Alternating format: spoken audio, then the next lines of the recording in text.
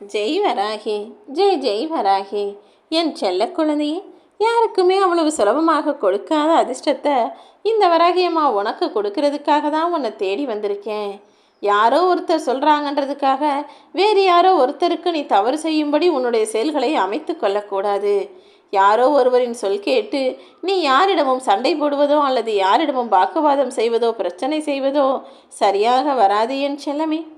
அப்படி நீ ஒருத்தருக்காக இன்னொருத்தருக்கிட்ட பிரச்சனையோ சண்டை போட்டு பேசினாலோ, நீ யாருக்காக இதை செஞ்சியோ அவர்களே நாளை உன்னை விட்டு பிரிந்து போய்விடுவார்கள். என்ன பண்ணுறது, இங்கே இருக்கக்கூடிய மனிதர்கள் எல்லாருமே அப்படிதான். ஆசைக்கும் தேவைக்கும் காலத்தின் கட்டாயத்திற்கும் மனம் மாறக்கூடியவர்களாக இருக்கிறாங்க. மனுஷனுக்கு என்னவோ ஆசைகளை குறைச்சிக்க மனசே இல்லை. ஆனால் அந்த தெய்வத்துக்கு என்னவோ மனுஷன் படுற அவஸ்தையை குறைக்க மனசு இல்லைன்ற மாதிரி நீ செய்கிற தவறுகளுக்கெல்லாம் உனக்கு தண்டனையை கொடுத்துக்கிட்டே இருக்கான் ஆண்டவன். இருந்தாலும் கூட மனித மனம் என்னவோ திருந்தாமல் மீண்டும் மீண்டும் தவறுகளை செய்யக்கூடிய ஆட்களாகத்தானே இருக்கிறார்கள். இளமை காலத்தில் எல்லாரும் தவறும் தப்பும் செஞ்சிடறாங்க. ஆனால் அதற்கான தண்டனை முதுமையில் கிடைக்கும்போது அதை சமாளிக்க முடியாமல் திணறுவதாகத்தானே இந்த மனித ஜென்மங்கள் இருக்க வேண்டிய சூழ்நிலை இருக்கிறது. இளமை காலத்தில் உடலும் மனசும் தெம்பாக இருக்கும். அப்போ ஏதாவது பிரச்சனையோ கஷ்டமோ வந்தால் கூட ஒரு வேளை அதை அனுசரித்து சமாளித்து வந்துடலாம். ஆனால் சின்ன வயசில் செஞ்ச தப்புக்கு வயசானதுக்கப்புறம் தண்டனை கிடைக்கும்போது அதை ஏற்றுக்கிற மனசும் முடியாமல், உடல்லையும் தைரியம் இல்லாமல், பலம் இல்லாமல் மனிதன் நொந்து போவது எல்லாம் மிக கொடுமையான தண்டனை அல்லவா?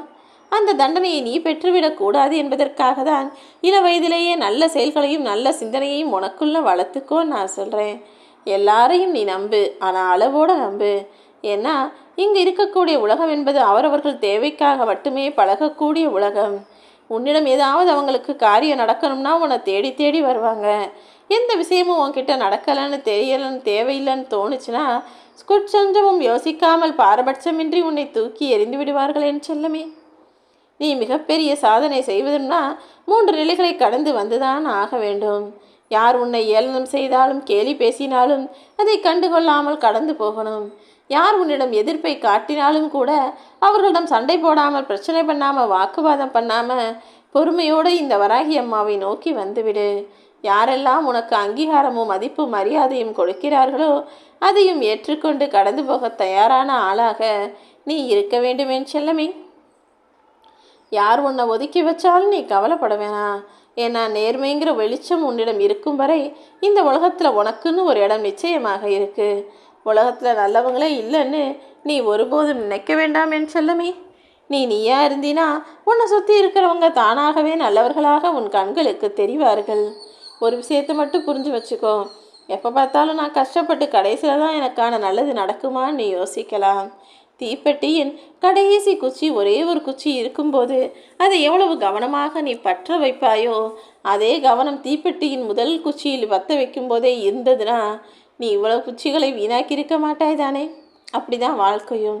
வாழ்க்கையில் பல கஷ்ட நஷ்டங்களை எல்லாம் பார்த்த பிறகு, தவறையும் தோல்விகளை எல்லாம் செஞ்ச பிறகு பக்குவப்பட்டு புத்தி வருவதற்கு பதிலாக ஆரம்ப கட்டத்திலேயே பக்குவத்தோடும் யதார்த்தத்தோடும் வாழ்க்கையின் உண்மைகளை புரிஞ்சுக்கிட்டு உன்னுடைய வாழ்க்கையின் வேலைகளையெல்லாம் செய்ய ஆரம்பிச்சினா தீப்பெட்டியின் முதல் குச்சியிலேயே பற்ற வைப்பது போல நீ ஆரம்பத்திலேயே உன் வாழ்க்கையை சின்ன வயசுலேயே ஜெயிச்சிடலாம் என் செல்லமே.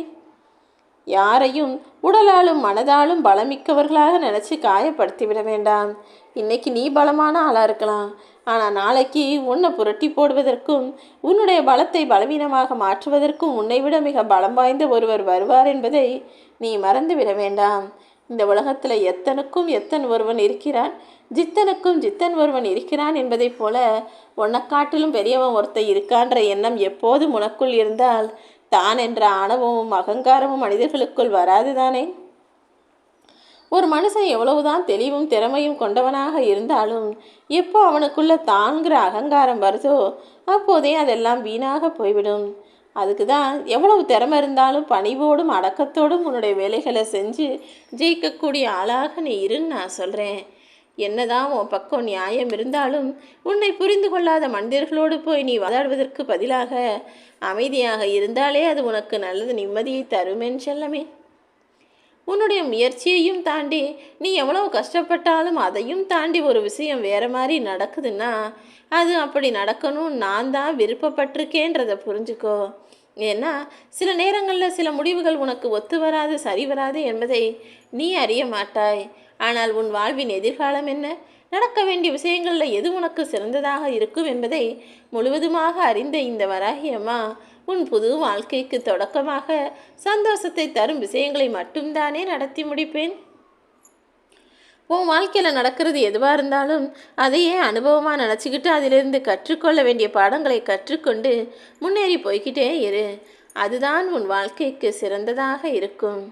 நீ ரொம்ப தூரம் நடந்து போனினா உன் கால் வலிக்கும். அந்த நேரத்தில் கொஞ்சம் உக்காந்தினா உன் கால் வலி போகும், கொஞ்சம் குறையும் தானே.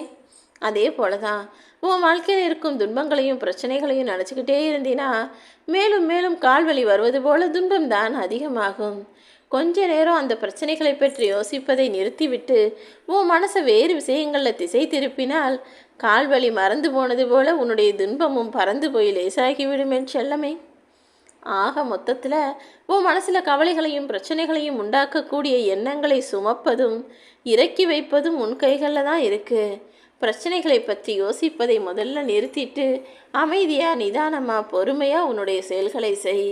நதி எப்படி நல்லதையே நினச்சி நல்லதையே எல்லாருக்கும் செய்தோ, தீயதையெல்லாம் எப்படி குப்பைகளாக ஓரத்தில் ஒதுக்கிவிட்டு போகுதோ, அதே போல் நீயும் நல்ல யோசனைகளை செஞ்சு நல்ல செயல்களை செய்து தேவையில்லாத விஷயங்களையும் தேவையில்லாத மனிதர்களையும் குப்பை கூலத்தில் அகற்றிவிடு என் செல்லமே. குடிசையில் இருக்கிறவங்கெல்லாம் ஏழையும் கிடையாது, மாளிகையில் இருக்கிறவங்கெல்லாம் பணக்காரங்களும் கிடையாது. எந்த மனுஷன் குடிசையில் இருந்தாலும் மற்றவங்களுக்கு உதவி செய்யணுன்ற எண்ணத்தோட ஈவிரக்கத்தோட மனிதாபிமானத்தோட எல்லா உயிரிழமும் அன்பு காட்டுகிறானோ அவன்தான் உண்மையான பணக்காரன். மாளிகையில் இருந்தும் கூட யாருக்கும் உதவ மனசில்லாமல் தான தர்மம் செய்ய எண்ணம் இல்லாமல் முடிஞ்ச அளவுக்கு அடுத்தவனை ஏமாற்றி சுருட்டலாம் சம்பாதிக்கலாம் நினைக்கிறவன் ஒருபோதும் பணக்காரனாக வசதியானவனாக இருக்கவே முடியாது என் செல்லமே. அவனுடைய பணமும் வசதியும் ஒருபோதும் நிலையானதாக நிரந்தரமானதாக அவனிடத்தில் தங்காது. நீ என்ன கேட்ட? அம்மா வராகி, எனக்கு வசதியாக வாழணும்னு ஆசை இல்லை, வறுமை இல்லாமல் இருந்தால் போதும். வகை வகையாக அங்கே இங்கே போய் உணவு நிறைய சாப்பிடணும்னு ஆசை இல்லை. என் வயிறு நிறையிறதுக்கு தினமும் ஏதாவது எனக்கு கொஞ்சம் சத்தாக கிடைச்சா போதும். ஆடம்பரமாக நிறைய துணிமணிகள் வாங்கி நகையெல்லாம் வாங்கி வாழணும்னு ஆசைப்படலை. யாருக்கிட்டையும் போய் கையேந்தாமல் தன்மானத்தோட தைரியமாக வாழணும், தலை நிமிர்ந்து வாழணும்னு தான் ஆசைப்படுறேன்னு தானே கேட்டேன். நான் படைக்கப்பட்ட என் பிள்ளைகளுக்கு அடிப்படையாய் கிடைக்க வேண்டிய விஷயங்கள் அல்லவா இது. இதை உனக்கு தருவதற்கு நான் மறப்பேனா அல்லது மறுப்பேனா? நிச்சயமா உன் எதிர்பார்ப்புகள் எல்லாம் உன் வாழ்வில் கிடைக்கும்படியும் நிறைவேறும்படியும் நான் எல்லா விஷயங்களையும் செய்யத்தான் போகிறேன்.